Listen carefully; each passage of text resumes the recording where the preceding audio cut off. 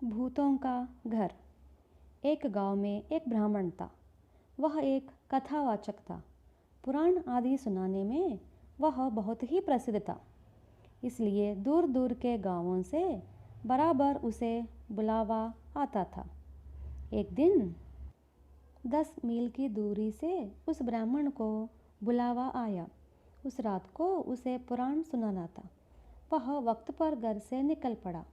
अंधेरा होने के पहले ही वह उस गांव में पहुंच सकता था, मगर अचानक बादल घुमड़ आए। 1 घंटा पहले ही अंधेरा छा गया। थोड़ी देर बाद पानी भी बरसने लगा। उस अंधेरे में ब्राह्मण को ठीक से रास्ता दिखाई न दिया। अब उस गांव में वक्त पर पहुंच जाने की आशा छोड़ पड़ोसी गांव में अपने जान पहचान के लोगों के घर में उसने वह रात बितानी चाही। इस विचार से वह आगे बढ़ा। बहुत दूर चलने पर भी उसे पड़ोसी गांव का पता न चला। उसने अनुमान लगाया कि वह रास्ता भटक गया है। कहाँ जाना है और कहाँ रात बितानी है, ब्राह्मण की समझ में न आया। घबराते हुए उसने चारों ओर नज़र दौड़ाई। एक दिशा में उसे दिए की रोशनी दिखाई दी। ब्राह्मण की जान में जान आ गई। उस रोशनी की दिशा में जाकर वह एक घर के सामने पहुंचा। बड़ी देर तक दरवाज़ा खटखटाने पर एक आदमी ने किवाड़ खोलकर पूछा, आप तो भीग गए हैं, अंदर आ जाइए। ब्राह्मण भीतर चला गया। घर के मालिक ने ब्राह्मण से कहा, बड़ा घर है पर इसमें कोई निवास नहीं करता, इसलिए हमें यह मकान बिना किराए के मिल गया है। हम सोने जा रहे हैं। आप छत पर के कमरे में आराम कर सकते हैं। ब्राह्मण छत पर चला गया। अपने भीगे कपड़े उतारकर दूसरे कपड़े पहन लिया और खाट पर लेट गया।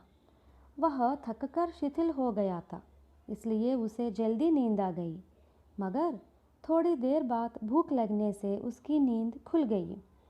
नीचे कोई आहट हो रही थी। रसोई बनाने की गंध आ गई, जिससे ब्राह्मण की भूख और बढ़ गई। लगता था कि घर में लोगों की बड़ी भीड़ लगी है। ब्राह्मण सोच ही रहा था कि संकोच किए बिना नीचे जाकर उनके साथ खाना खा ले। तभी उसे नीचे से पुकार सुनाई दी, अजी शंभुदास, खाने के लिए नीचे उतराओ।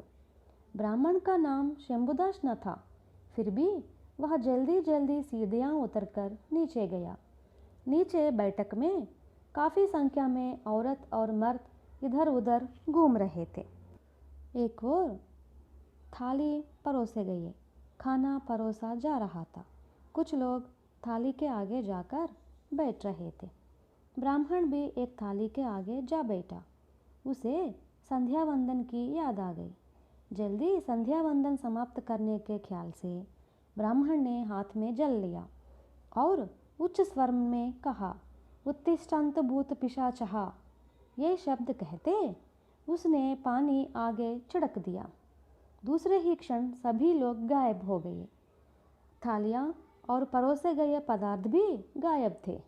एक उजड़े अंधेरे भरे घर में घबराया हुआ ब्राह्मण अकेला रह गया।